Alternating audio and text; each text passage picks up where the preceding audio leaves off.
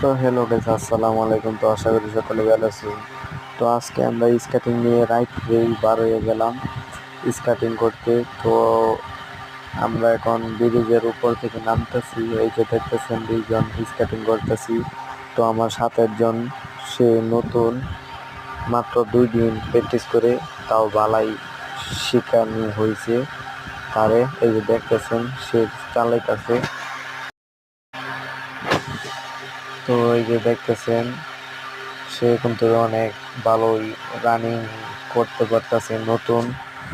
তো 2 দিন হয়েছে প্র্যাকটিস করতেছে আমার কাছে, আমার বড় ভাই লাগে।